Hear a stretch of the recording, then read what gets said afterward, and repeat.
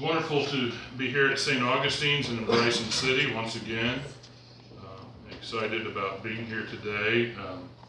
This parish is an important parish in the OAC and provides a lot of leadership. I'm grateful to the Archdeacon and Canon Ward and for Dean Trousdale all being part of my leadership team in the church. You guys have had some clergy here that have been and are very helpful to me in leading the church, and I rely on them regularly. I want to read a couple verses to you. These are from Jeremiah chapter 6, verse 16 and 17. Thus saith the Lord, stand ye in the ways and see, and ask for the old paths, where is the good way, and walk therein, and ye shall find rest for your souls. But they said, we will not walk therein.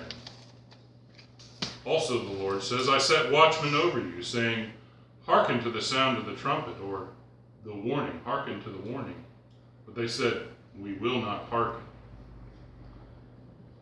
Now, if those words sound familiar to you, at least some of them, it's probably because you've attended ordination services and other gatherings of the Orthodox Anglican Church. We actually put Jeremiah 6:16 on the back of pretty much every service booklet we ever print, along with some other information about the church.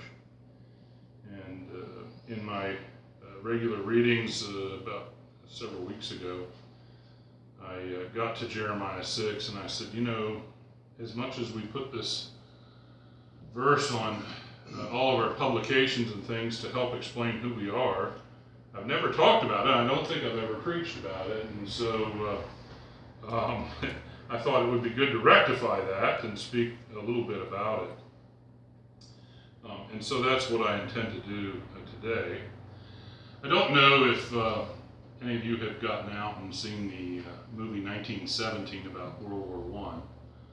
My oldest son wanted to see it, and so Jan and I went with him. And if you know anything about World War I, you know it was a pretty horrifying war that didn't seem to accomplish a whole lot.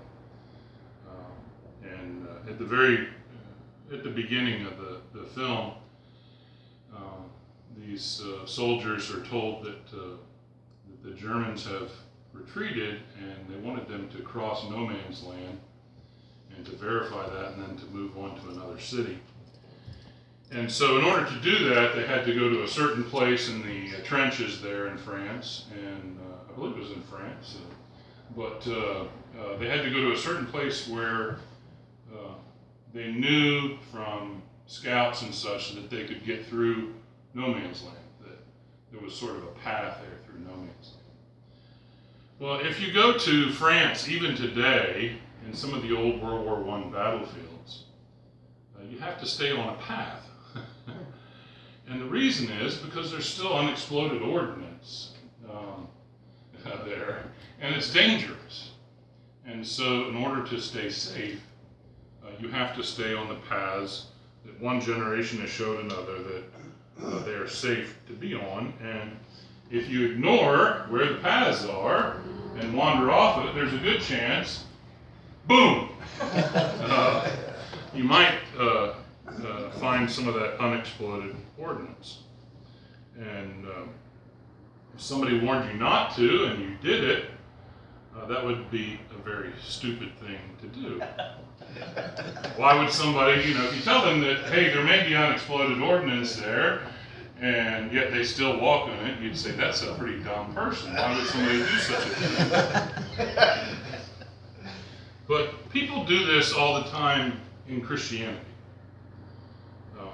You say, well, how do they do it? Well, they do it by forsaking the gospel and preaching a false gospel. There are all kinds of false gospels out there. There's one of the most prevalent ones in the United States is sort of symptomatic of our society in general. But it's a false gospel of wealth and prosperity. And if you turned on the TV this morning, you could probably go a few channels and find one of these wealth and prosperity gospel preachers. Despite the fact that you can't find anything that teaches that doctrine in the New Testament, they somehow I tell people that God just wants them to be wealthy and happy and healthy, and that those will be theirs if they just claim it. There's also a false gospel out there today that God winks at sin. You can probably find this at a local mainline church. That those sins that God talks about in the Bible, He didn't really mean what He said about those things. That it's really okay. And there's a false gospel out there like that, teaching that God winks at sin or God winks at immorality. There's also a false gospel out there that teaches that Jesus was merely just a good teacher, that He's an example. I always love that people will quote Gandhi. Gandhi said about Jesus, well, I like this Jesus fellow, but his followers I'm not so fond of, basically saying, that we weren't as good as Jesus. But in responding to that, I remember exactly what happened when Jesus was here. They didn't like Him very much, did they? No. And so if you were perfect like Jesus, I suspect that you would find people who didn't like you either. They also teach a false gospel that God is merely someone to extract out of things we want. In other words, He's our cosmic Santa Claus. We just go to Him to get the things we want and stay out of my other business. And there's also those, and this goes along with the wealth and prosperity, those that reduce the Christian faith to witchcraft. If I just speak these things and claim them, that the universe is forced to give them to me. And as absurd as some of these things are, I'm telling you that there are millions of your fellow countrymen and people around the world who have bought this false gospel. They forsake the old paths by creating their own religion or some distorted, disfigured version of Christianity. They think they can rebel against God's created order and that things will be well with them. Like the people Jeremiah preached to, they are headed for destruction. And so I want you to heed the warning and don't let that be you. You need to ask for the old paths. You say, well, what are the old paths for us? Well, the old paths is the faith once delivered to the saints, as was reflected in that prayer just a few minutes ago. The faith once delivered to the saints is the old paths. For God so loved the world that He sent His only begotten Son. He was born of a virgin. He lived a perfect life for us. He offered up a perfect sacrifice for our sin. He died on the cross. He was buried. He rose the third day. He appeared to lots of people after the resurrection, and 40 days later ascended to the Father, where He is today interceding on our behalf. If your preacher doesn't preach the gospel, then you need to flee. Go find some place where they do preach the gospel. He is leading you into a minefield of destruction. And to keep you and your family safe, you need to insist on the old paths.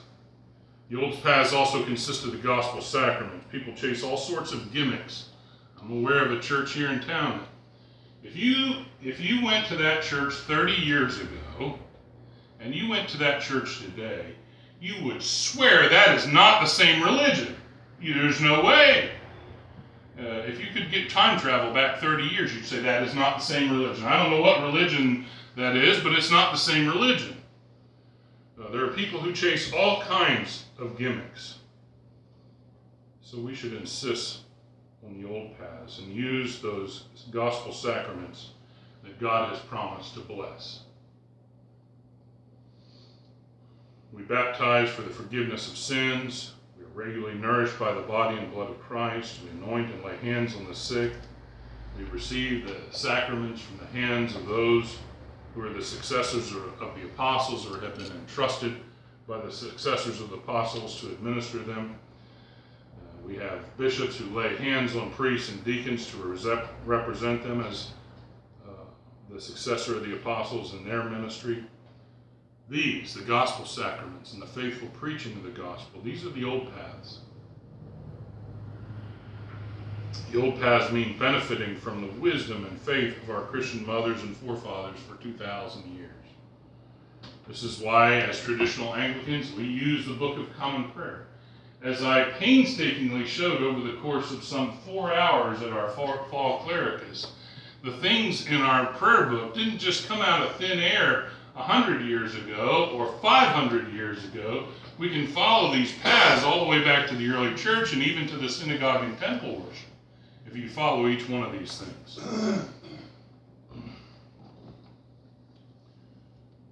The old paths mean rejecting unbiblical novelties. The old paths mean preaching Christ crucified. The old paths mean faithfully preaching the gospel. The old paths mean the faithful administration of the sacraments for men entrusted in the apostolic succession. The old paths mean worship that is shaped by what the church has given us in her over 2,000 years of wisdom. So, don't be foolish. Don't stray off into the minefield. Insist on the old paths for you and your family.